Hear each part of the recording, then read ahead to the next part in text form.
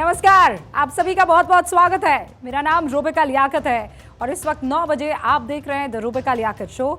आज खबरें हमने चुनी नहीं हैं, आज खबरों ने हमें चुना है और ये खबरें आ रही हैं 5 अलग अलग राज्यों से। 5 राज्यों के चुनावों में सभी राज्यों में वोटिंग खत्म हो गई है। आज तेलंगाना में अब से 4 घंटे पहले वोटिंग खत्म हुई। 5 राज्यों के एग्जिट पोल का जो पूरा देश इंतजार कर रहा था वो एग्जिट पोल आए और हमने क्या किया, उन तमाम एग्जिट पोल्स, आपको चैनल बदलने की जरूरत नहीं है, रिमोट हाथ में लेने की जरूरत नहीं है, जिसने जो एग्जिट पोल दिखाया है हम वो सब आपके सामने रख देंगे। हम उन 5 राज्यों में जो 16 करोड़ 18 लाख वोटर्स ने अपने इलाकों में अपनी अपनी विधानसभाओं से अपने अपने पसंदीदा उम्मीदवारों को चुना है ना, उसका एक एग्जिट पोल वाला नतीजा दिखा देंगे। इनफैक्ट एक एक करके राज्य अलग अलग चैनल पर आप खुलते हुए देख रहे थे। अब 9 बजे जब ये पिटारा पूरी तरह से खुल चुका है तो हम आपको उसका मीन और एवरेज बता देंगे। 52 दिन में जनता ने तमाम नेताओं को सुना। 5 राज्यों में 678 विधानसभा सीटों पर नेताओं के दावे और वादों को सुनने के बाद 8053 उम्मीदवारों की किस्मत का फैसला हुआ इन 5 राज्यों में। ईवीएम में यह कैद हो गया है। 3 तारीख को ईवीएम के नतीजे देश के सामने होंगे, लेकिन उससे पहले एग्जिट पोल का इस देश में रिवाज है, ओपिनियन पोल का इस देश में रिवाज है और इसीलिए उस रिवाज, उस परंपरा को अपनाते हुए एग्जिट पोल के नतीजे आ गए हैं। इन चुनावों में जो 41,82,000 वोटर्स हैं, उन्होंने अपना फैसला जो सुनाया है एग्जिट पोल के मुताबिक, वो ये है कि 2 राज्यों में बीजेपी सरकार बना रही है, 2 राज्यों में कांग्रेस सरकार बना रही है और मिजोरम में अभी स्थिति साफ नहीं है। ये पूर्वानुमान के मुताबिक मैं आपको बता रही हूँ। पहली बार अपने जो राज्य की सरकारें चुनने का मौका मिला है, उन लोगों पर सबसे ज्यादा भरोसा इन अलग अलग पार्टियों ने किया था। वो कौन लोग थे? फर्स्ट टाइम वोटर्स थे। तो फर्स्ट टाइम वोटर्स, महिलाएं और जो पिछड़ी जातियां हैं, ओबीसी है, इन सब ने किस पर फैसला किया है या किस पर भरोसा जताया है वो 3 तारीख को भले ही पता लगे, लेकिन एग्जिट पोल बता रहा है कि 2 में बीजेपी पर, 2 में कांग्रेस पर। अब बड़ी खबर आपको बता देना चाहती हूं, मध्य प्रदेश में बीजेपी की सरकार बनने के अनुमान है। भारत 24 के महापूर्व अनुमान में बीजेपी को बढ़त मिल गई है। बीजेपी को 127 सीटें मिलने का अनुमान है। कांग्रेस को मिल सकती है 99 सीटें, अन्य के खाते में जा सकती है 4 सीटें। विश्वास सारंग इस वक्त हमारे साथ जुड़ चुके हैं, जरा उनका रुख करते हैं। आप जानते हैं कि चिकित्सा शिक्षा की जिम्मेदारी मध्य प्रदेश में इन्हीं के कंधों पर है और बड़े चहेते माने जाते हैं शिवराज सिंह चौहान के भी। विश्वास जी, जनता आप पर विश्वास जताती हुई दिख रही है एग्जिट पोल के मुताबिक। देखिए, हम सबके लिए प्रसन्नता की बात है कि मध्य प्रदेश की जनता ने फिर से हमें मैंडेट देने का निश्चय किया है और हम कंफर्टेबल मेजॉरिटी के साथ मध्य प्रदेश में सरकार बना रहे हैं। रूबिका जी, ये निश्चित रूप से देश की राजनीति में भी एक बड़ा आयाम सिद्ध होगा कि हम लगातार सरकार बना रहे हैं और हमारी सरकार की जो कथनी और करनी की समानता है, हमारी सरकार की जो जनोपयोगी और जन कल्याणकारी नीति है, हमारी जो विकास मूलक योजनाएं हैं, हमारा जो आर्थिक अनुशासन है और लगातार प्रदेश को नए आयाम स्थापित करने का जो हमारा काम है और माननीय यशस्वी प्रधानमंत्री नरेंद्र मोदी जी की डबल इंजन की सरकार की जो परिभाषा मध्य प्रदेश में सफलता के साथ प्रतिपादित हुई है, ये उसका परिणाम है कि हम कंफर्टेबल मेजॉरिटी के साथ सरकार में आ रहे हैं। और ये तो आपने बताया कि कौन सी चीज़ों पर भरोसा है, लेकिन ये जो लाडली योजना है उसे लेकर बार बार आप लोग बड़ा कॉन्फिडेंट नजर आ रहे थे। आपकी नैया पार इस लाडली योजना ने लगाई है? देखिए, निश्चित रूप से लाडली बहना योजना केवल किसी महिला को 1250 रुपए देने की गारंटी या देने की योजना नहीं है, बल्कि 1250 रुपए देने के साथ साथ महिला सशक्तिकरण की जो हमारी कटिबद्धता है भारतीय जनता पार्टी की, ये उसको स्थापित करती है। तो जनता ने इस पर विश्वास व्यक्त किया। अच्छा, तो विश्वास सारंग जी, अब ये बताइए ना कि सरकार चलाएगा कौन, क्योंकि चेहरा तो प्रधानमंत्री नरेंद्र मोदी का था। बार बार ये कहा जा रहा था। मैं निवेदन करना चाहता हूँ रूबिका जी, हाँ, कि ये अब बहस का विषय नहीं है। इस पर तो बहुत बहस हो चुकी है। अब तो मुख्य मुद्दा ये है कि हम कंफर्टेबल मेजॉरिटी के साथ सरकार में आ रहे हैं और पहले जैसा कहा गया संसदीय बोर्ड निर्णय लेगा, संसदीय बोर्ड निर्णय लेगा, कहीं कोई दिक्कत नहीं। मैं तो इसके लिए कोई अधिकृत नहीं। अच्छा, लेकिन इस जीत की जो सेहरा है, जीत का क्रेडिट किसको देंगे? देखिए, मैं रूबिका जी फिर निवेदन करना चाहता हूं। मैंने विस्तार से कहा कि हमारी सरकार ने जो काम किया उसके प्रति जनता का विश्वास है, हमारी योजनाओं के प्रति जनता का विश्वास है, हमारी जो कर्तव्य निष्ठा है उसके प्रति जनता का विश्वास है, भारतीय जनता पार्टी की रीति नीति के प्रति जनता का विश्वास है, और नरेंद्र मोदी जी ने जो इस देश में डबल इंजन की सरकार की परिभाषा को प्रतिपादित किया है उस पर विश्वास है। अच्छा, ये जो आंकड़े हमने एवरेज के तौर पर निकाले हैं, आपको लगता है इसी के आसपास रहने वाले हैं, या जो एक चाणक्य वाला जो है 151 क्लीन स्वीप वाला मामला वैसा होता हुआ दिख रहा है? हम क्लीन स्वीप करेंगे और कंफर्टेबल मेजॉरिटी के साथ सरकार में। और आपकी क्या भूमिका रहने वाली है? ये तो मैं कह नहीं सकता हूँ। मैंने जैसा कहा कि मैं तो एक बहुत छोटा सा कार्यकर्ता हूँ। मैं किसी भी बात के लिए अधिकृत नहीं। अच्छा, विश्वास सारंग जी, ये बताइए कि इतनी भयंकर एंटी इनकम्बेंसी की चर्चा होती रही, अब चूंकि एग्जिट पोल के जो आंकड़े हैं वो कुछ और बता रहे हैं, तो ये जमीन पर क्या वाकई एंटी इनकम्बेंसी थी? नहीं तो ये थी तो थी कहाँ? 18 साल। देखिए, कांग्रेस बचपने की राजनीति कर रही थी, जैसे बच्चों की पुलिस होती है उस तरह की राजनीति कर रही थी, बिना मुद्दे के मुद्दा बनाने की कोशिश कर रही थी। कमलनाथ जी सुबह उठते थे, कहते थे हम सरकार बना रहे हैं, अधिकारी लोग ठीक हो जाएं।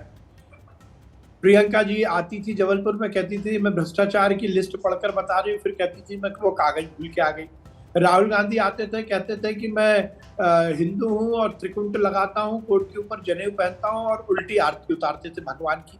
तो कांग्रेस कंफ्यूज थी, कांग्रेस को मालूम नहीं था मुद्दे क्या है, कांग्रेस को मालूम नहीं था कि जनता के प्रति भारतीय जनता पार्टी का विश्वास है, और तरह की लफाजी से राजनीति नहीं चलती। जो लफाजी से राजनीति हो रही थी उसी का परिणाम था कि जनता ने सिरे से कांग्रेस को खारिज कर दिया। तो 3 तारीख को दोबारा एक बार फिर आपसे जुड़ने वाले हैं, और मैं ये जो आप कह रहे हैं वो सबका सब रिवाइंड करके दिखाने वाली हूँ जनता को। आप इतने आश्वस्त लग रहे हैं। जी, मैं भी आश्वस्त हूँ और आप भी आश्वस्त हैं। आपने भी तो चैनल पर दिखाया 127 हमारी आने वाली है। हाँ, लेकिन ये तो एग्जिट है ना, एग्जैक्ट जब होंगे तब एग्जैक्ट में तब्दील होगा।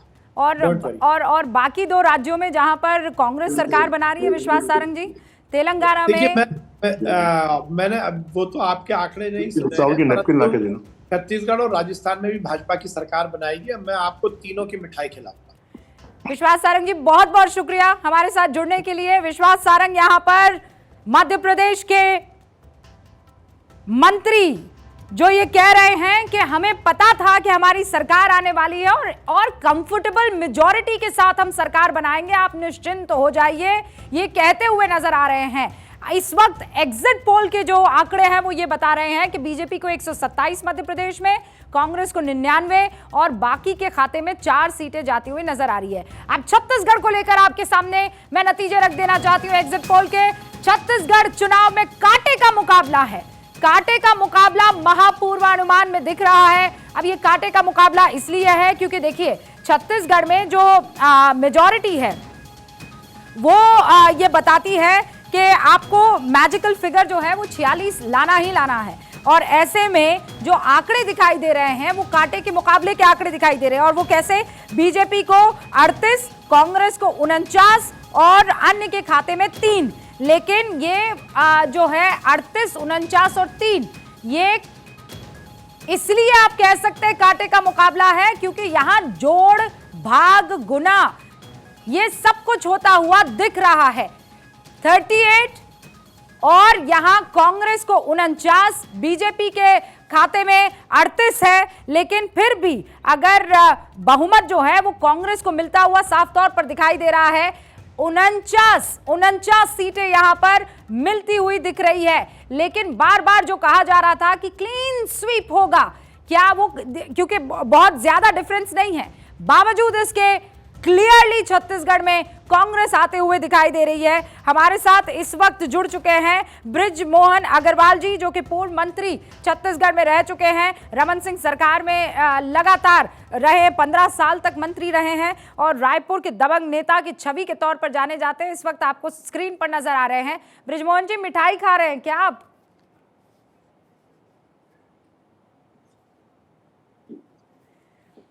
बहुत बहुत स्वागत है आपका भारत 24 पर सर। नमस्कार रूबिका जी। नमस्कार। मैं ये कह रही हूँ कि आप तो दिग्गज नेताओं में से गिने जाते हैं, आप कुछ खाते नजर आए तो मैंने कहा छत्तीसगढ़ में मुकाबला तो कांटे का है, लेकिन मिठाई खाते पूर्व मंत्री जी साफ दिखाई दे रहे हैं। देखिए, कांटे का मुकाबला नहीं है। छत्तीसगढ़ में क्लीन स्वीप बीजेपी के पक्ष में है और जब आप 3 तारीख को देखेंगे तो बीजेपी यहाँ पर क्लीन स्वीप लेकर और सुरक्षित मेजॉरिटी लेकर सरकार में आएगी। सर, हमने जो एवरेज निकाला है उसमें कांग्रेस को 49 सीटें मिल रही हैं। ये जो आप 49 सीटें बता रही हैं, ये सीटें बीजेपी को मिलेंगी क्योंकि जो मातृवंदन योजना है उस योजना के कारण, पीएससी के घोटाले के कारण और साथ में जो किसानों को एक मुश्त हम पैसा देने वाले हैं उसके कारण बीजेपी के पक्ष में मतदाता है और बीजेपी के पक्ष में वोट आएंगे। छत्तीसगढ़ के लोग सामान्यतः बहुत वोकल नहीं है, वो बोलते नहीं है। अगर पिछले बार के आप आंकड़े देखेंगे तो पिछले बार जो एग्जिट पोल पूरी तरह फेल हो गया था छत्तीसगढ़ में। आप ये कह रहे हैं कि टाइम्स नाउ ने 40 सीट बताई थी, एक्सिस ने 26 सीट बताई थी, सी वोटर ने 39 बताई थी, हाँ। न्यूज नेशन ने 40 बताई थी, जन की बात ने 44 बताई थी, इंडिया टीवी ने 46 बताई थी, न्यूज एक्सिस ने 43 बताई थी, चाणक्य ने 36 बताई थी, पोल्स ने 40 बताई थी और बीजेपी को मिली 15 सीट। तो छत्तीसगढ़ के मामले में जो एग्जिट पोल है वो हमेशा फेल होते रहे हैं और इस बार भी एग्जिट पोल फेल होगा और भारतीय जनता पार्टी की वहां स्पष्ट मेजॉरिटी के साथ में सरकार बनेगी। और सरकार अगर आपने बना दी जैसा आप दावा कर रहे हैं तो सरकार का चेहरा कौन होगा? सरकार का चेहरा जो केंद्रीय नेतृत्व तय करेगा वो चेहरा होगा। क्या मैं आने वाले दिनों में मुख्यमंत्री के रूप में बृजमोहन सिंह जी से बात कर रही हूँ? मेरे बारे में निर्णय मैं नहीं करता, मेरे बारे में निर्णय भारतीय जनता पार्टी का शीर्ष नेतृत्व करता है, विधायक दल करेगा, वो जो निर्णय करेगा उसको हम स्वीकार करेंगे।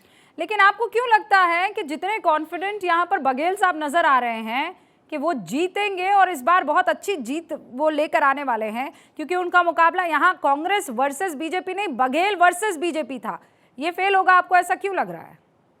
ये फेल इसलिए होगा कि कांग्रेस सरकार अगर भूपेश वर्सेस बीजेपी है तो फिर तो बीजेपी को क्लीन स्वीप है। हम तो ये मानते हैं कि कांग्रेस से लड़ाई है। भूपेश बघेल जी का चेहरा दागदार हो चुका है, उनके ऊपर में भ्रष्टाचार के इतने आरोप लगे हैं, चाहे वो शराब घोटाला हो, कोयला घोटाला हो, महादेव ऐप घोटाला हो, रेत के घोटाले हों, जमीन के घोटाले हों, डीएमएफ के घोटाले हों, तो ये सरकार इतनी दागदार हो चुकी है, जनता को लग रहा है कि छत्तीसगढ़ का पैसा भूपेश बघेल जी अपने आकाओं को पहुंचा रहे हैं, छत्तीसगढ़ की सेवा में पैसा नहीं लगा रहे हैं और डेवलपमेंट तो पिछले 5 सालों में 0 है। और इसलिए हमें इस बात का विश्वास है कि बीजेपी बहुमत के साथ में आएगी और भूपेश बघेल को जनता सबक सिखाएगी। आप यहाँ कॉन्फिडेंटली ये बात कह रहे हैं, कांग्रेस ये कह रही है कि 1990 से आप जिस सीट पर सर विधायक हैं रायपुर दक्षिण, वहां वो सीट भी फंसी हुई है आपकी, वो तो सीधा आप पर ये फंसी हुई नहीं है। पिछले चुनाव से ज्यादा वोटों से वो सीट हम जीत कर आएंगे, कांग्रेस के कहने से नहीं।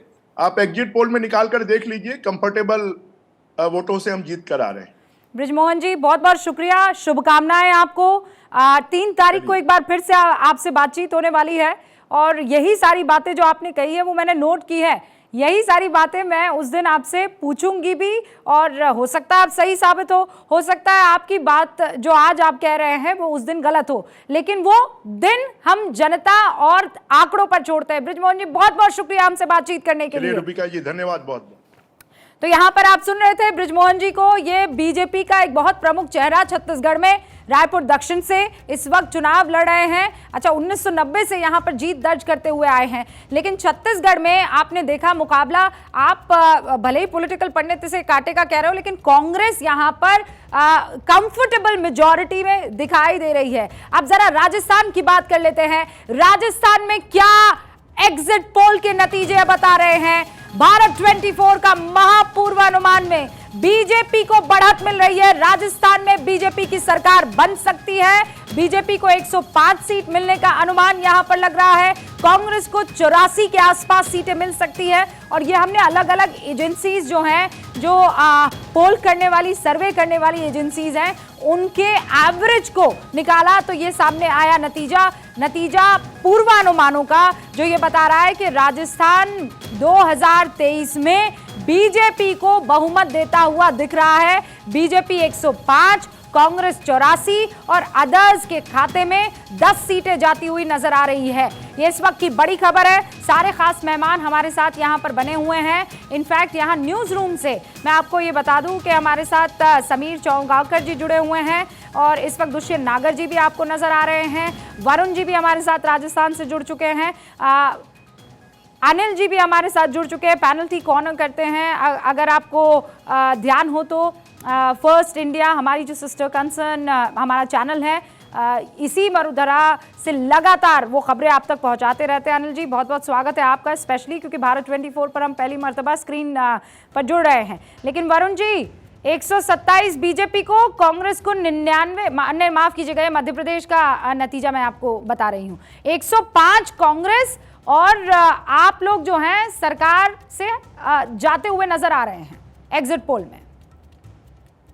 जी खमागणी हुकुम, सभी पैनलिस्टों को भी खमागणी। वरुण जी, देखिए एग्जिट होगी बीजेपी, 84 कांग्रेस की आ रही है। इसका मतलब कांग्रेस की नीतियों को, कांग्रेस को रिजेक्ट नहीं करता। एंटी इनकम्बेंसी कांग्रेस के पक्ष में 84 को आएंगी, 100 क्रॉस क्यों नहीं, 120 क्यों नहीं। मैं आपको कह रहा हूँ राजस्थान की कल्याणकारी योजनाओं पे नहीं, अब वरुण जी आपकी आवाज ना बीच बीच में टूट रही है। हुक्म क्या कह रहे हैं आप? 120 सीटें ला रही है कांग्रेस?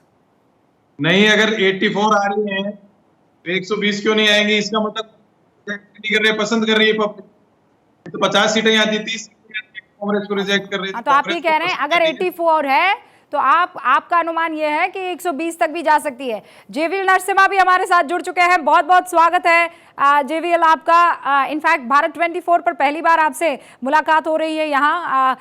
इस वक्त आपके खाते में 2 राज्य आते हुए दिख रहे हैं, एक तो राजस्थान, दूसरा मध्य प्रदेश, और यहीं पर कांटे की टक्कर। एग्जिट पोल के नतीजे ये बता रहे हैं कि यहाँ पर आपकी सरकार बन रही है। नमस्ते रूबिका जी, आपको भारत 24 पर, जैसा आपने कहा, पहली बार मैं आया हूं। आपको और पूरे पैनल में सभी को नमस्कार। I wish you great success in this new platform. Thank you. देखिए, मध्य प्रदेश, राजस्थान 2 बहुत ही प्रमुख राज्य है भारत के लोक राजनीतिक इतिहास में देखा जाए, बहुत ही महत्वपूर्ण है। जो राज्य जिसमें भाजपा और कांग्रेस के बीच सीधी टक्कर होती है, ऐसे कम राज्यों में इनकी गिनती होती है। मध्य प्रदेश, राजस्थान, छत्तीसगढ़ और कुछ स्टेट्स लाइक गुजरात, ऐसा बहुत ही कम स्टेट्स है। बाकी सभी राज्यों में जहां बीजेपी कांग्रेस भी है, एक तीसरी दल भी है, जैसे कर्नाटक में। तो इसलिए हमें ऐसे 2 बड़े राज्यों को जीतना, उसमें एक राज्य में सत्ता को कायम रखना मध्य प्रदेश में, वो भी लंबी अरसे से उसको वहां सत्ता में रहना, 20 साल के वर्ष से, और राजस्थान में सरकार को वापस कांग्रेस से छीनना, ये मैं मानता हूं भारतीय जनता पार्टी के लिए बहुत बड़ी उपलब्धि है। ये सभी एग्जिट पोल्स लगभग इस बात को मान रही हैं, कहीं मार्जिन ज्यादा है, कहीं मार्जिन कम है। ये दोनों राज्य जीतना हमारे लिए बहुत ही महत्वपूर्ण बात है। लेकिन जहां तक मिजोरम, छत्तीसगढ़ और तेलंगाना, क्या ये महत्वपूर्ण राज्य नहीं थे आपके लिए? नहीं, देखिए, सभी राज्य हमारे लिए, जितने भी बड़ी हो छोटी राज्य हो, बहुत अहम है, हर राज्य अहम है। बट लेकिन संख्या के हिसाब से देखा जाए, खासकर मध्य प्रदेश, राजस्थान, उनकी गिनती बड़ी राज्यों में होती है।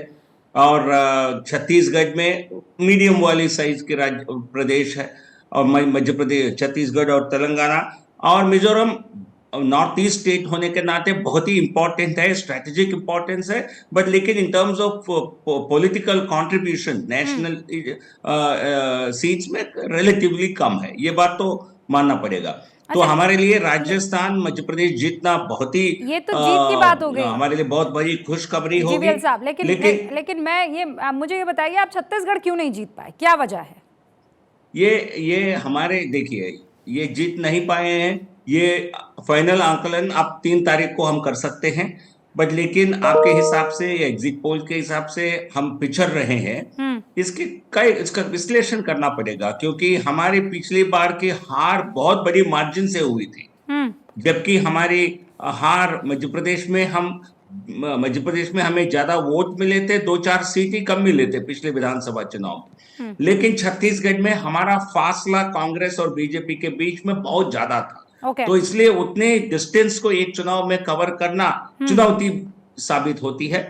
बट लेकिन हमारे पार्टी के ये मानना है कि हम छत्तीसगढ़ में भी लेकिन हमारे साहब, लिए मैं बहुत आपको एक अच्छी। सेकंड इसलिए रोक रही हूँ क्योंकि नरोत्तम मिश्रा जी हमारे साथ जुड़ चुके हैं। मैं उनका रुख करूँ उससे पहले आप ये कह रहे हैं कि आकलन करना जरूरी है, लेकिन जीते तो आपके पास सारी योजनाएं हाथों पर है, और जहां एग्जिट पोल में हार रहे हैं तो आप कह रहे हैं हमें मंथन और चिंतन करना पड़ेगा। तो जनता आपसे सवाल पूछेगी कि एग्जिट पोल पर तब तो आप यकीन कर लेते हैं जब जीत रहे होते हैं, और जब हार रहे होते हैं तब आप कहते हैं कि नहीं नहीं अभी 3 तारीख आने दीजिए। देखिए, आपकी बात सही है। मैं खुद एग्जिट पोल्स कर रहा हूं कई सालों तक, कई दशकों तक रादर। हाँ। तो मैं कोई शंका नहीं जता रहा हूं, मैं लेकिन ये कह रहा हूं कि अंतिम विश्लेषण के लिए हमें 3 तारीख का इंतजार करना ठीक रहेगा। और हमारे पार्टी के अनुमान भी लगभग ऐसा ही है कि हम राजस्थान, मध्य प्रदेश बड़े मार्जिन से जीत रहे हैं, जहां छत्तीसगढ़ में हम काफी बड़ा मार्जिन कह रहे हैं आप? हाँ, आप बड़ा मार्जिन कह रहे हैं। हमारे साथ अनिल लोढ़ा जी भी मौजूद हैं। ये पैनल ठीक ऑनर करते हैं सर फर्स्ट इंडिया में।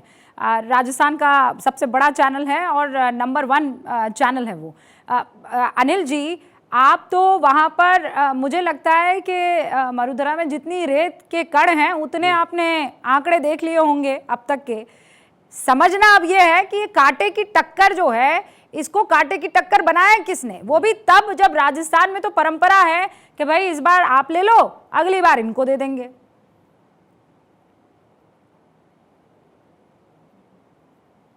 जी देखिए रूबिका जी, सबसे बड़ी बात यह है कि जब सरकार के खिलाफ एंटी इनकम्पेंसी होती है, चाहे वो बीजेपी की सरकार थी वसुंधरा की या कांग्रेस की थी, एक बार ये जीतता है एक बार वो जीतता है, तो इलेक्शन मोर और लेस बाइपोलर होता है। आइदर सत्ता में है वो पार्टी, उसको गिराना है, या नई पार्टी जो पिछली बार सत्ता में थी उसको लाना है। पिछली बार 2018 में सिर्फ आधा % वोट का अंतर था बीजेपी और कांग्रेस के बीच, सिर्फ आधा % वोट का अंतर था। उसमें 27 सीटों का अंतर हो गया 200 में से।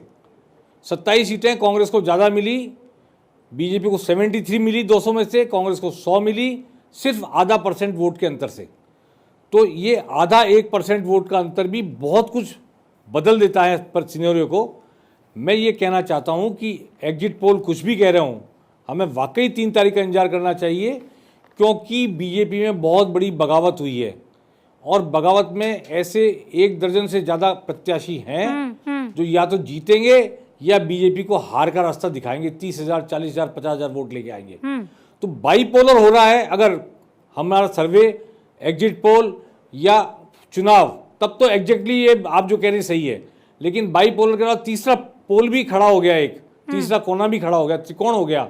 कम से कम 40 सीटों पर त्रिकोण, चतुष्कोणी, 5 कोणी संघर्ष है। राजस्थान में ऐसा भी उदाहरण है, भैरव सिंह शेखावत के समय एक बार जब 93 सीट आई थी 200 में से उनके पास, तो 17% वोटों पर टिब्बी में शशि दत्ता जीत गई थी, और सरकार बनाने पर सहयोग करने के लिए वो लॉ मिनिस्टर बन गई थी। तो जहाँ 5 कोनों में, 4 कोनों में फाइट होती है, तो पिछली बार 154 वोट से आसीन की सीट जीत गई, कोई 600 वोट से जीत गया, कोई 500 वोट से जीत गया।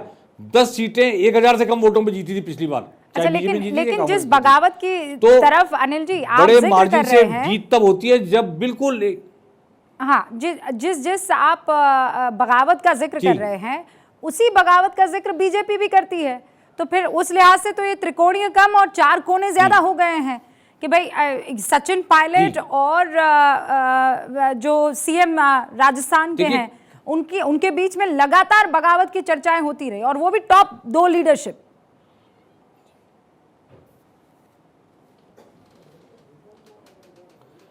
देखिए, कांग्रेस के अंदर जो अंतरकलह था, उस अंतरकलह पर पर्दा डाल दिया अशोक गहलोत ने। उस अंतरकलह को चुनाव में सरफेस पे नहीं आने दिया। मैं ये नहीं कह रहा कि सरफेस के नीचे नहीं था, और उसमें ये भी बता रहा हूं मैं आपको कि मेरा अनुमान ये है कि गुर्जर प्रत्याशी जहां था कांग्रेस का, जहां सचिन पायलट के प्रत्याशी थे, उन सीटों के अलावा बाकी सब सीटों पर गुर्जरों ने बीजेपी का साथ दिया है, ये भी मैं जान रहा हूं। लेकिन वो सरफेस पर लड़ते हुए नहीं दिखे। और ये जो प्रत्याशी हैं, कांग्रेस में भी बगावत हुई है, कई सीरियस कैंडिडेट कांग्रेस में भी बागी होकर लड़े हैं। हाँ एग्जैक्टली वही मेरा पॉइंट है कि बागी जो है वो दोनों तरफ से खेला देखिए अब ये करते तो हुए नजर आ टीम रहे को पता हैं। लगेगा, लेकिन हाँ अनिल जी बस हाँ। मैं आपसे इजाजत चाह रही हूँ। मेरे दो और यहाँ पर साथी मौजूद पर हैं, संख्या दुष्यंत नागर बीजेपी में जी ज्यादा है। और समीर चौगांकर जी। समीर जी आपका जी, दावा एग्जिट पोल के साथ है या फिर आप एग्जैक्ट का इंतजार करेंगे 3 तारीख को कड़ा मुकाबला कहकर? देखिए रूबिका जी, मुझे ऐसा लगता है कि राजस्थान, मध्य प्रदेश और छत्तीसगढ़ तीनों जगह भारतीय जनता पार्टी सरकार बनाने में सफल होगी। हालांकि एग्जिट पोल अलग अलग आ रहे हैं, कहीं भारतीय जनता पार्टी को कांटे की टक्कर देखने को मिल रही है राजस्थान के अंदर, कहीं मध्य प्रदेश में स्पष्ट बहुमत की भारतीय जनता पार्टी सरकार बना रही है और छत्तीसगढ़ में भी कांटे की टक्कर है। लेकिन राजस्थान को लेकर एक बात मैं कहना चाहता हूँ कि राजस्थान में अशोक गहलोत को पूरी तरीके से खारिज नहीं किया गया है और वह पूरी दौड़ में बने हुए। मुझे लगता है ये अशोक गहलोत की एक बहुत बड़ी सफलता है। 5 साल जिस तरीके से वहाँ सरकार चली है, लॉ एंड ऑर्डर की सिचुएशन रही है, भारतीय जनता पार्टी ने जिस वहाँ जमीनी स्तर पर काम किया है, उसके बाद भी अगर अशोक गहलोत एक तगड़ी चुनौती पेश कर रहे हैं तो मुझे लग रहा है कि इस पर लॉ एंड ऑर्डर के ऊपर वहाँ की जो 7 गारंटियाँ थी वो जो 17 उन्होंने जिले बनाए वह भारी पड़े हैं। और मुझे लग रहा है उन्होंने महिलाओं के लिए, युवाओं के लिए सारी तरह की योजनाएं लागू कर दी थी। उस योजनाओं का असर लॉ एंड ऑर्डर पर भारी पड़ा है और इसके कारण अशोक गहलोत को थोड़ा समर्थन जमीनी स्तर पर मिल रहा है। अशोक गहलोत, हमें उम्मीद थी कि अशोक गहलोत 2013 का प्रदर्शन करेंगे कि 21 सीटों पर समझ जाएंगे, लेकिन जिस हिसाब से वहाँ पर कांग्रेस प्रदर्शन कर रही है, मुझे लग रहा है ये निश्चित रूप से भारतीय जनता पार्टी के लिए एक चिंता का विषय है। रही बात मध्य प्रदेश की, तो मध्य प्रदेश के अंदर शिवराज सिंह चौहान ने जिस हिसाब से काम किया है और मध्य प्रदेश में कमलनाथ का जो टेन्योर था 1.5 साल का, जो देखा 18 महीने का जनता ने, उसकी असफलता शिवराज सिंह के 3.5 से कंपेयर करने पे जनता को समझ में आया कि शिवराज सिंह की सरकार को लाना ही बेहतर है। और मुझे लग रहा है दिग्विजय सिंह और कमलनाथ का जो झगड़ा वहाँ पर रहा, तो शिवराज सिंह चौहान की लाडली बहना योजना रही, या किसानों को सम्मान निधि 4,000 से 6,000 करने की योजना रही, या बच्चों को स्कूटी और लैपटॉप बांटने की योजना रही, और 50 से ज़्यादा सीटों पे जो महिलाओं ने ज़्यादा मतदान किया और मध्य प्रदेश के अंदर महिलाओं ने शिवराज को एक तरफा वोटिंग की है। मुझे लग रहा है मध्य प्रदेश में शिवराज बनाने जा रहे हैं। मतलब तो छत्तीसगढ़ में मैं ये कहना चाहता हूँ कि छत्तीसगढ़ में जिस हिसाब से भारतीय जनता पार्टी को खारिज किया जा रहा था, भारतीय जनता पार्टी 3 गुना अपनी सीटें बढ़ा रही है 15 की तुलना और में। समीर चौगांकर जी, अभी जब ये आंकड़े आ रहे थे ना, तब मैंने कहा था कांटे का मुकाबला। अब बहुत से ऐसे लोग हैं जो कह सकते हैं कि क्या भाई रूबिका जी गजब करती है आप, कांटे का मुकाबला कैसे हुआ? 48 सीटों पर अगर कांग्रेस है या 49 सीटों पर कांग्रेस और बीजेपी 38 पर है, तो कांटे का मुकाबला कैसे हुआ? अब दुष्यंत नागर जी, कांटे का मुकाबला ऐसे हुआ कि आप देखिए गोवा में सबसे बड़ी पार्टी कौन थी, सरकार कौन बना ले गया। मध्य प्रदेश में भी हमने ये बात देखी और ये बात हमने महाराष्ट्र में भी देखी। इसीलिए यहाँ पर ये कांटे का मुकाबला हो जाता है। मतलब अगर सरकार बनानी है तो पुख्ता और पुरजोर जो है नंबर लाने जरूरी है, क्लीन स्वीप। देखिए जी, कर्नाटका में भी सरकार बदल गई थी, कर्नाटक में भी पूरा बहुमत था, तो वो तो भारतीय जनता पार्टी पिछले दिनों से इसी प्रकार सरकारें बना रही है। लेकिन मैं इतना कहना चाहता हूँ कि देखिए, राजस्थान में मुख्यमंत्री जी की चिरंजीवी योजना, 500 रुपये में गैस का सिलेंडर, 1,09,00,000 लोगों को पेंशन का लाभ जिस प्रकार से दिया है, अशोक गहलोत जी का काम बोल रहा है। और मेरा मानना है Congress party single largest party बन के उभरेगी और राजस्थान में कांग्रेस की पुनः सरकार बनेगी।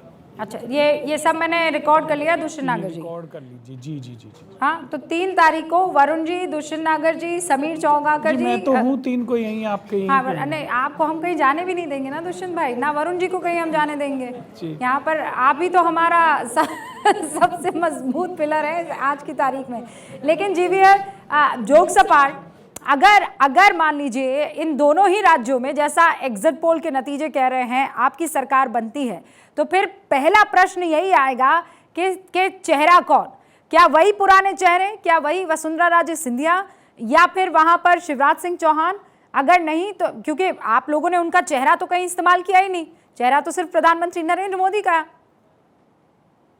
रूबिका जी, यह प्रश्न 3 तारीख के बाद पार्टी के शीर्ष नेतृत्व पार्लियामेंट्री बोर्ड में इसका चर्चा होगा, तो इसके लिए किसी प्रकार का फोरकास्ट करना या अनुमान लगाना मेरे लिए संभव नहीं है। बट लेकिन भारतीय जनता पार्टी में जहां भी हम चुनाव जीते हैं, माननीय प्रधानमंत्री जी भारतीय जनता पार्टी के कद्दावर चेहरे के रूप में हमने विधानसभा चुनाव में भी उनको प्रस्तुत किया था तो खास तौर पर मोदी जी का किसी भी राज्य में, तेलंगाना में हो सकता है हम सत्ता में तो नहीं आ रहे हैं, अपने आप हम बहुमत मिलने का कोई सवाल नहीं है, हम खुद इस प्रकार का कोई दावा नहीं करते हैं, बट लेकिन वहां भी जो इजाफा होगा हमारा वोट शेयर में, बड़ा इजाफा होगा, उसका प्रमुख कारण प्रधानमंत्री जी के, माननीय प्रधानमंत्री जी के, उनकी विश्वसनीयता और उनकी लोकप्रियता, उसमें कोई शक नहीं है। अब एक बार दर्शकों को मैं बता देना चाहती हूँ कि हमने उनकी आसान समझ के लिए कहाँ कौन सा प्रदेश जो है किस पार्टी के पास जा रहा है, वहां का वो मैजिकल फिगर क्या है, हमने आपके लिए तैयार किया है। अब सबसे पहले जरा हम बात कर लेते हैं उन राज्यों की जहां पर चुनाव के बाद से ही शर्तों का दौर जो है वो लगने लग गया था। सबसे पहले राजस्थान की बात करेंगे। देखिए राजस्थान का महापूर्वानुमान क्या कहता है कि बीजेपी के खाते में 105 सीटें आ रही हैं, कांग्रेस के खाते में 84 सीटें आ रही है और अदर्स के खाते में 10 सीटें हैं। ये महत्वपूर्ण हो जाता है और राजस्थान में बहुमत का आंकड़ा है 100, बीजेपी को 105, कांग्रेस को 84 और अन्य के खाते में 10 सीटें जाती हुई दिख रही है और यहां बीजेपी बहुमत से 5 सीटें ज्यादा पा रही है, 16 सीटें कम मिल रही है कांग्रेस को बहुमत से। मतलब राजस्थान में बीजेपी की सरकार बनती हुई दिख रही है एग्जिट पोल के नतीजों का अगर इस वक्त चर्चा हो तो। अब जरा बात मध्य प्रदेश की कर लेते हैं। यहां पर बीजेपी की सरकार, तो मध्य प्रदेश में देखिए क्या है आलम। मध्य प्रदेश में बीजेपी को 127 और बहुमत का आंकड़ा क्या है, आप देखिए बहुमत का आंकड़ा 116 है, 11 सीटें ज्यादा यहां पर बीजेपी को मिलती हुई एग्जिट पोल के नतीजों में। बीजेपी 127 सीटें ला रही है, कांग्रेस 99 सीटें, यानी बहुमत से 17 सीटें कम और अदर्स के खाते में इस वक्त 4 सीटें जाती हुई दिख रही है। अब जरा रुक करते हैं अगले राज्य का और अगला राज्य क्या है, वो है छत्तीसगढ़। छत्तीसगढ़ में मैं अगर आपको बताऊं तो बहुमत का आंकड़ा जो है वो 46 है। बीजेपी यहां पर सरकार नहीं बना रही है, यहां पर बघेल साहब कांग्रेस का परचम बुलंद करते हुए 49 सीटों पर सबसे बड़ी पार्टी और सरकार बनाते हुए दिखाई दे रहे हैं। अब यह आंकड़ा दोबारा आप देख लीजिए, बीजेपी 38 सीटें, कांग्रेस 49 सीटें और अदर्स के खाते में 3 सीटें दिख रही है। तो ये वो तमाम राज्य। और अगर मैं मिजोरम की बात करूं तो वहां पर अभी मामला फंसा हुआ दिख रहा है। तेलंगाना में पहली बार कांग्रेस सरकार बनाती हुई दिख रही है। तेलंगाना के राज्य बनने के बाद, अलग राज्य बनने के बाद यह मौका महत्वपूर्ण कांग्रेस के लिए होगा, क्योंकि कांग्रेस हर बार इस बात को ये याद दिलाती आई है कि ये अलग राज्य जो है वो हमारे मौजूदगी में हमने चाहा तब देश को मिला था। बीआरएस 45, कांग्रेस 63 सीटें पाते हुए बीजेपी के खाते में महज 6 और बहुमत जो है वो 59 है, 59 के आसपास है और एआईएमआईएम के खाते में 5 सीटें आते हुए दिख रही है। तो जीवीएल, जो आपने कहा था वो लोकल इलेक्शंस में जो जिस तरीके का आपने जो गति पाई थी, वो गति इन चुनावों में एग्जिट पोल के नतीजों में नहीं दिख रही है। नहीं, तेलंगाना में भी अब देखिए पिछले चुनाव में हमको केवल 1% वोट, एक सीट मिली थी और 7% शायद वोट मिला था। हाँ। इस बार सीटें भी ज्यादा मिल रही है, लेकिन अपेक्षा से काफी कम। यदि आप 6 एक्चुअली हमारी टैली 6 तक सीमित रहती है तो हमारे लिए एक अच्छी परफॉर्मेंस के रूप में हम नहीं देख सकते इसको, बट लेकिन हमारे वोट शेयर 18-20% तक जा सकती है, ये हमारा अनुमान है। यदि ऐसा हुआ और यदि आपकी प्रोजेक्शन कांग्रेस सत्ता में आती है तो मैं मानता हूं अगले लोकसभा चुनाव में तेलंगाना में हमारी लॉटरी लगेगी। हम पिछले चुनाव में 17 में केवल 4 सीट जीते थे, विधानसभा में 1 सीट जीते, 4 महीने के बाद लोकसभा में 17 में से 4 सीट जीते। यदि अभी कांग्रेस जीतती है तो ये कांग्रेस बनाम भाजपा हो जाएगा लोकसभा चुनाव में। जैसा हमने मध्य प्रदेश, राजस्थान, ऐसे गुजरात जैसे राज्यों में कांग्रेस को पूरा सफाया किया, वैसे ही तेलंगाना में करके अगले चुनाव में हम 15 सीट जीत सकते हैं 17 में से। मतलब आप तो गम में भी खुशी ढूंढ रहे हैं। आप कह रहे हैं कि अगर ऐसा होता है तो आने वाले दिन आपके लिए अच्छे साबित होंगे। वरुण जी, क्या जवाब है इसका? ये केवल विश्लेषण है। जीते तब भी हम, हारे तब तो हम है ही। रूबिका जी, आपको ध्यान होगा और इनको अनिल लोढ़ा जी को भी ध्यान होगा, एक ज्योतिष थे भीलवाड़ा में, वो कैलकुलेटर से बताते थे ऐसा होगा तो ऐसा होगा, ऐसा होगा तो ऐसा होगा, वो शाम को बताया करते थे। तो ये उस हिसाब से कह रहे हैं कैलकुलेटर ऐसा होगा तो ऐसा होगा। देखिए मध्य प्रदेश में नहीं, पर जीवीएल तो जाने माने सिफोलॉजिस्ट रहे भाई वरुण जी, ये तो आप जानते ही होंगे। मतलब हाँ, मैं राजनेता जानता है, हूँ। ये सोने पर सुहागा हो सकता है, लेकिन आंकड़ों के बाजीगर भी है, ये हमें नहीं भूलना चाहिए। देखिए मध्य प्रदेश में कर्नाटक जैसा हाल होगा, कांग्रेस की सीटें आएंगी 130, 40, 50 तक भी जा सकती हैं, और तेलंगाना में भी अच्छी सीटें आएंगी। मैंने राजस्थान की जो बात की थी आपको अधूरी रह गई थी।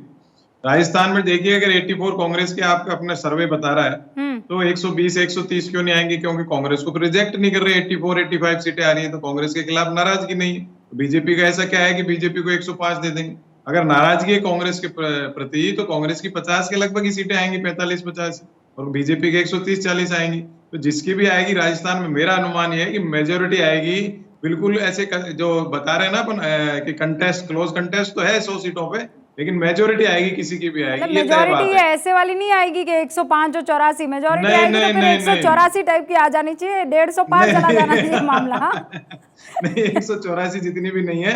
अशोक गहलोत जी ने काफी मेहनत की है चुनाव में, हाँ। और मोदी जी ने भी कोशिश करी है। तो मोदी बनाम अशोक गहलोत में इसीलिए चुनाव कह रहा था। अभी जीवीएल साहब ने कहा कि मोदी जी के हर बात पे, मोदी जी जिस स्टेट में आप हार जाते हो तो क्या मोदी जी के चेहरे से हार जाते हो क्या? अगर मोदी जी के चेहरे से कोई स्टेट जीतते हो तो ये भी एक बड़ा प्रश्न है। लेकिन जहां तक है, मिजोरम में, तेलंगाना में, मध्य प्रदेश, छत्तीसगढ़ में कांग्रेस आ रही है। राजस्थान में क्लोज कंटेस्ट है, जिसकी भी जेवीएल आएगी जवाब मेरे दे दीजिए अनुमान से आप, और समीर चौगाकर जी भी कुछ कहना चाह रहे हैं। जेवीएल जवाब दीजिएगा। नहीं, इनको जितना कांग्रेस के लिए अच्छा अच्छा कहना है कहने दीजिए। 3 तारीख को नतीजे आ ही रहे हैं, और 2024 में जो बुरा हाल होने वाला है उसका एक ट्रेलर आपको 3 तारीख को दिखेगा। पिछले बार तीनों राज्यों में बड़े मार्जिन से जीते थे, तब क्या बुरा हाल हुआ 24-19 में, ये विश्लेषक को तो पता ही होना चाहिए। और अभी वो क्यों इस हुआ बार था, हम जीवीएल 2 साहब? जीतेंगे तो अगले बार खड़े होने की जगह नहीं मिलेगी कांग्रेस पार्टी को। मैं रूपिका जी, वरुण जी मैं कह रहा हूँ ये जीत नहीं रहे थे। जनवरी फरवरी तक सर्वे था कि बीजेपी की 150 के लगभग ही सीटें आएंगी। फिर वो मिलिट्री ऑपरेशन हुआ, जो भी हुआ, उस हिसाब से इनको सीट जीते। आप काम से नहीं जीत रहे थे 2019 में। आप अच्छा, ऐसे तो नरेशन क्रिएट कर ये रहे हो। बोलते रहिए और 2-4 सीटें नहीं, नहीं, घटेंगी नहीं। आपकी। हाँ, 3 तारीख को पता लग जाएगा। अगर कांग्रेस, आपकी बात भी सही है, कांग्रेस आ रही है 4-5 राज्यों में, आप चॉइस में साफ हो जाओगे, और बीजेपी आ रही है तो नेचुरली आपकी सीटें आएंगी, कांग्रेस साफ हो जाएगी। इसमें क्या है? ये तो तय बात है। अगर 5 राज्यों में कांग्रेस आ रही है तो आप कुछ भी कर लेना, आप किसी भी चीज को यूज करना, इमोशनल कार्ड को, आपकी सरकार चॉइस में नहीं बनेगी। जनता आपसे मानसिक आर्थिक रूप से त्रस्त है। और मान रोटी लीजिए रोजगार ये तो 5 राज्यों में कांग्रेस की सरकार आ गई तो आप कह रहे हैं 24 में हालत खराब होगी, और अगर नहीं आए तो 24 में क्या होगा? तो डेफिनेटली बीजेपी की सरकार आएगी। इसमें कोई इफ बटी नहीं है। ये नहीं, जनता का रुख तय करेगा। नहीं, 3 पर तारीख। वरुण जी ये तो अगर आप पिछले आंकड़ों को देखें तो ऐसा नहीं है ना। पिछली बार भी नहीं, जब हम चर्चा कर रहे थे, मुझे याद है कि 2018 में क्या हुआ था। राजस्थान कांग्रेस जीती थी, मध्य प्रदेश कांग्रेस सबसे सरकार बना चुकी थी उस वक्त जब हम चर्चा कर रहे थे, छत्तीसगढ़ कांग्रेस जीती थी। 3 बड़े राज्य जो हैं वो आपके पास में थे, आप जीत चुके थे। लेकिन 24 में उस वक्त 2019 में क्या हुआ? ठीक उल्टा। मैंने वही मैंने कहा ना, अगर वो घटनाएं नहीं होती मिलिट्री ऑपरेशन की तो 150 सीट भी नहीं आती बीजेपी के। साथ आप ध्यान कर लो, जनवरी फरवरी में सर्वे हो चुके थे। लेकिन जब वो ऑपरेशन हुआ, मिलिट्री ऑपरेशन, तो उसके बाद में इमोशनली जनता ने इनको वोट दिया। ये जो इन्होंने 5 साल काम कुछ किया नहीं था, उसके हिसाब से नहीं जीते। ये तो अमित शाह जी गृह मंत्री बने। वरुण जी जो यहाँ पर विश्लेषण कर रहे हैं वो ये कह रहे हैं कि ये तो आपको बचा ले गया। ये विश्लेषण है क्या? नहीं, मैं तो सड़क का आदमी हूँ साहब। आप महान विद्वान हो, मैं सड़क का आदमी हूँ। नहीं, आप कांग्रेस के प्रवक्ता के रूप में बोल रहे हैं, अच्छी बात है, उसमें कोई गलत नहीं है। आप बीजेपी के हिसाब से बोलिए ना, मैं कांग्रेस के साथ, आप कांग्रेस का पक्ष रख सकते हैं, कोई इतराज नहीं है, लेकिन विश्लेषक मत कहिए अपने आप को। नहीं, मैंने नहीं कहा। आप मेरे को गांवार भी कह सकते हो, आप ज्यादा विद्वान हो, मैं नहीं हूँ। मैं नहीं कहा, मैंने कुछ नहीं कहा, मैंने ऐसा नहीं कहा। मैंने कहा आप एक कांग्रेस के प्रवक्ता के रूप में बोल रहे हो, आप उसको कबूलने में क्या दिक्कत है? नहीं, मैं तो सब बात बोली ना। मैंने कहा चॉइस में नहीं। अभी 3 तारीख को कांग्रेस अगर नहीं आती है तो बीजेपी जीतेगी। कोई कह सकता है कैसे? कांग्रेस का प्रवक्ता नहीं कह सकता है ना। आप कह सकते हो कि 5 राज्यों में कांग्रेस आ जाएगी तो बीजेपी नहीं आएगी। आप साइकोलॉजिस्ट भी हो, ये भी देखो आप। मैं आपकी बात को भी मैंने ध्यान रखा। यहाँ पर देखिए, यहाँ पर वो प्रवक्ता के तौर पर आए हैं। ये जेवीएल जो है, नहीं तो मैं कह रही हूँ ना, ये सोने पर सुहागा। और वरुण जी के लिए मैं JVL साहब आपको बता देना चाहती हूँ कि बड़े शानदार व्यक्तित्व के धनी आदमी हैं ये, और ये बड़े चौड़े में कहते हैं कि हाँ कांग्रेस का पक्ष रखता हूँ, लेकिन विश्लेषण जो है बड़ी ईमानदारी से कर लेता हूं कि नहीं जीती कांग्रेस तो नहीं जीती, खत्म बात, फिर बीजेपी को ही आना होगा। लेकिन वो अपना पक्ष जो है कांग्रेस की तरफ इंक्लाइन रखते हैं, no doubt about it. Varun ji कह दीजिए। और उंगली जो उठा रहे हैं वरुण जी, देखिए उस पर स्याही भी लगी हुई है। राजस्थान में अभी तक वोट डाल के आए JVL ये। तो आपके आह्वान पे सबसे पहले भक्ति दे करके आया था JVL साहब। मैंने दिल्ली का चुनाव हुआ था तो कुछ कांग्रेस के बड़े नेता मुझ पे नाराज भी हो गए थे। मैंने कहा था 0 सीट आएगी कांग्रेस की, पर नहीं माने, नाराज हो गए। अब जो लेकिन सच्चाई तो सच्चाई है। अरे वरुण जी, ये तो कोई नई बात है नहीं, कांग्रेस की आदत है नाराज होना, वो तो हमसे भी नाराज होकर बैठी हुई आप तो जानते ही हैं। अनिल लोढ़ा जी भी यहाँ पर कुछ कहना चाह रहे हैं और समीर चौगाकर जी भी। समीर जी पहले आप अपनी बात रख लें। देखिए वरुण जी बालाकोट का जिक्र कर रहे थे, मुझे लगता है कि बालाकोट का जिक्र करना उचित नहीं है 2019 की जीत के साथ। 2014 की जो जीत थी वही उसका कंटिन्यूएशन में 2019 की जीत मिली थी और उसी आधार पर 2024 की जीत होगी। मैं यहाँ तेलंगाना का जिक्र करना चाहता हूँ। तेलंगाना का जिक्र हो रहा था कि भारतीय जनता पार्टी ने तेलंगाना राज्य को मुझे लगता है बहुत गंभीरता से नहीं लिया और उस राज्य के चुनाव को छोड़ दिया। आप देखिए वहाँ से डुबक्का और हुजूराबाद 2 सीट जीतने के बाद भारतीय जनता पार्टी ने वहाँ पर बंडी संजय कुमार को प्रदेश अध्यक्ष से हटा दिया और जी किशन रेड्डी को प्रदेश अध्यक्ष बनाया, जो केंद्र में मंत्री है। वो मंत्री भी रहे और प्रदेश अध्यक्ष भी रहे। मुझे लगता है भारतीय जनता पार्टी ने वहाँ पर पार्ट टाइम प्रदेश अध्यक्ष दिया। इसके अलावा भारतीय जनता पार्टी ने आप देखिए 3 सांसद को वहाँ पर उतारा है। टी राजा वहाँ से विधायक ऑलरेडी है, एक ऑलरेडी हुजूराबाद से भारतीय जनता पार्टी का विधायक है। तो अगर भारतीय जनता पार्टी का उसके बाद भी ये प्रदर्शन हो रहा है तो उसका मतलब ये है कि भारतीय जनता पार्टी के जो सांसद है वह चुनाव हारने की स्थिति में है। संगठन की दृष्टि से देखा जाए तो ग्रेटर हैदराबाद निकाय चुनाव में 150 में से 48 सीटें जीतने के बाद भी अगर हैदराबाद में भारतीय जनता पार्टी और सिकंदराबाद में जहां से जी किशन रेड्डी खुद सांसद, अगर पार्टी बेहतर प्रदर्शन नहीं कर रही है तो मुझे लग रहा है कि संगठन की कुछ कमियां हैं। अगर 2019 के चुनाव परिणामों की अगर हम देख लें तो भारतीय जनता पार्टी को 21 सीटों पर बढ़त मिली थी 4 लोकसभा सीटें जीतने के बाद। भारतीय जनता पार्टी उन 21 सीटों पर भी फोकस करती और जिन 9 सीटों पर भारतीय जनता पार्टी 2000 में दूसरे नंबर पर रही थी उन सीटों पर को भी अगर टारगेट कर लेती भारतीय जनता पार्टी तो मुझे लग रहा है भारतीय जनता पार्टी बेहतर प्रदर्शन करती। भारतीय जनता पार्टी की तरफ से वहां से संगठन की दृष्टि से कुछ गलत निर्णय हुए हैं जिसके कारण भारतीय जनता पार्टी, आप 2014 में देखिए भारतीय जनता पार्टी ने 5 सीटें जीती थी, उसके बाद 5 साल बाद के चुनाव में भारतीय जनता पार्टी 1 सीट पे आ गई। तो मुझे लग रहा है भारतीय जनता पार्टी को वहाँ संगठन की ध्यान देने की जरूरत है। कुछ निर्णय गलत रहे होंगे, अदरवाइज भारतीय जनता पार्टी वहाँ बहुत बेहतर प्रदर्शन कर सकती थी तेलंगाना के अंदर। वही वो जो लोकल इलेक्शंस हुए थे JVL, उसमें जिस तरीके का प्रदर्शन था उसने सबको चौंका दिया था कि तेलंगाना में मतलब BJP from nowhere to position जहां पर लग रहा था कि आने वाले विधानसभा चुनावों में एक बहुत मजबूत चैलेंज के तौर पर उभर कर आएगी, लेकिन वो इन एग्जिट पोल के नतीजों में दिख नहीं रहा है। रूबिका जी, ये जो एग्जिट पोल के जो आपकी प्रेडिक्शंस हैं बिल्कुल आशाजनक नहीं है और बाकी एग्जिट पोल्स का भी लगभग यही अनुमान है। तो ये वाकई रिजल्ट्स में ऐसे ही तो हमें कम से कम 15 सीट मिलने की उम्मीद है। ये संगठन की दृष्टि से संगठन का अनुमान है 15-20 सीट मिल सकते हैं, मिलना चाहिए, क्योंकि 3 महीने पहले हम काफी कमजोर थे। पिछले 1.5-2 महीने में कैंपेन के दौरान एक पिछड़ा मुख्यमंत्री का हमने वादा किया था, उसका ग्राउंड पर बहुत असर था, क्योंकि आंध्र प्रदेश को खासकर तेलंगाना को बनने के बाद लगातार केसीआर मुख्यमंत्री रहे, न केसीआर न कांग्रेस के नेता, पिछले नेता का वहां मुख्यमंत्री बनने का लगभग कोई स्कोप नहीं है। ऐसे समय बीजेपी ने इस बड़ा एक प्रॉमिस किया है। दूसरा, दलित वर्गीकरण का हमने इंटरनल डिवीजन को लेकर हमने एक चर्चा किया था, प्रॉमिस किया था।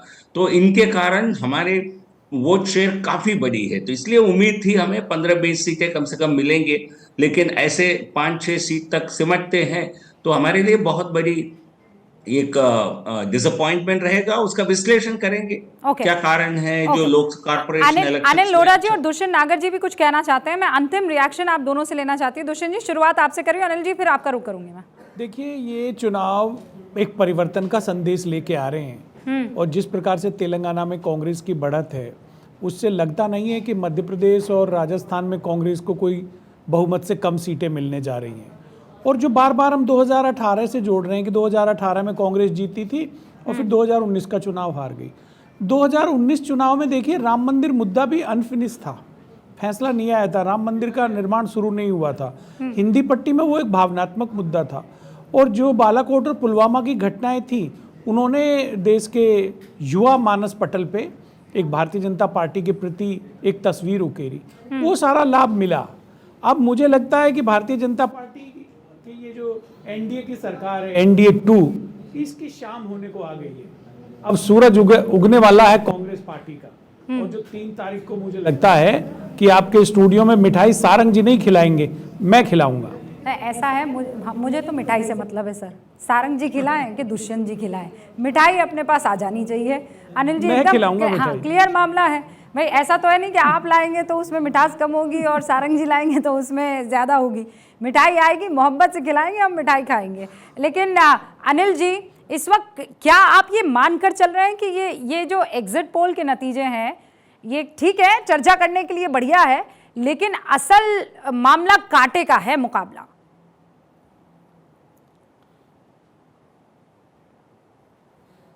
बिल्कुल आपसे सहमत हूं, मुकाबला कांटे का है।